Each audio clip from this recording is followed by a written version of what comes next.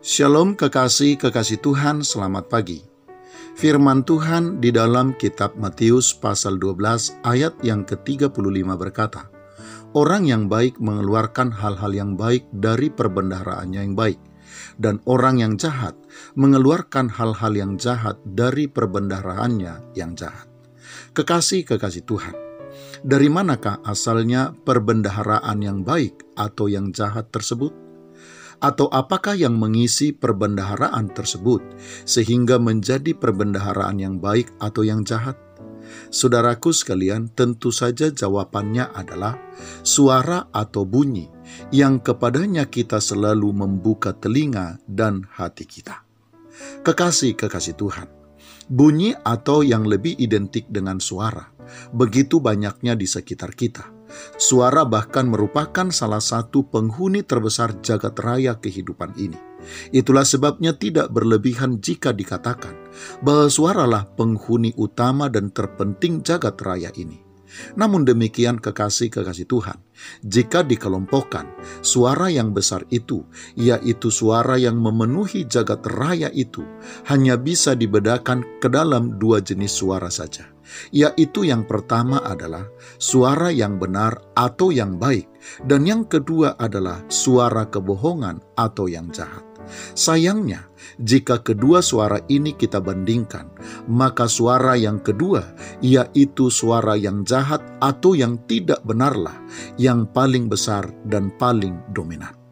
Kekasih Tuhan, suara yang kita dengar dan yang kita biarkan memasuki telinga atau pendengaran kita merupakan pembentuk utama kehidupan kita.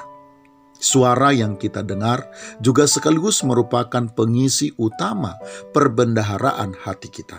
Karena itu, apa yang keluar dari diri kita, entah melalui perkataan atau perbuatan, selalu berasal dari perbendaharaan hati kita tersebut.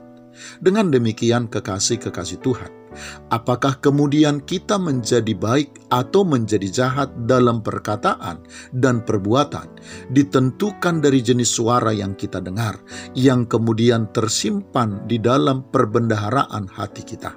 Suara yang baik yang tersimpan di dalam perbendaharaan hati kita akan keluar menjadi perkataan dan perbuatan yang baik, yang selanjutnya akan menjadikan kita orang baik dalam perkataan maupun dalam perbuatan. Tetapi suara yang jahat yang tersimpan di dalam perbendaharaan hati kita akan menjadikan kita orang yang sebaliknya, karena kita hanya akan mengeluarkan yang jahat baik di dalam perkataan maupun di dalam perbuatan kita. Menyadari hal itu kekasih Tuhan, menjadi sangat penting bagi kita untuk dapat memilah dan memilih mana suara yang mengisi perbendaharaan hati kita. Meskipun tidak mudah, namun memilah dan memilih suara yang baik harus menjadi pilihan utama dan mutlak bagi kita. Caranya tentu adalah mengutamakan atau mengusahakan untuk mendengar suara Tuhan terlebih dahulu di pagi hari yang indah seperti ini serta merenungkannya. Karena hanya suara kebenaran, yaitu suara Tuhanlah satu-satunya suara yang benar dan baik yang akan mengisi perbendaharaan hati kita dengan hal-hal yang baik dan yang akan membentuk kehidupan kita menjadi kehidupan yang baik dan benar. Sedangkan suara-suara di luar itu hanya akan membuat hidup dan perbuatan kita tidak selaras dengan kebenaran dan kebaikan yang sesungguhnya. Selamat pagi, Tuhan Yesus memberkati. Shalom.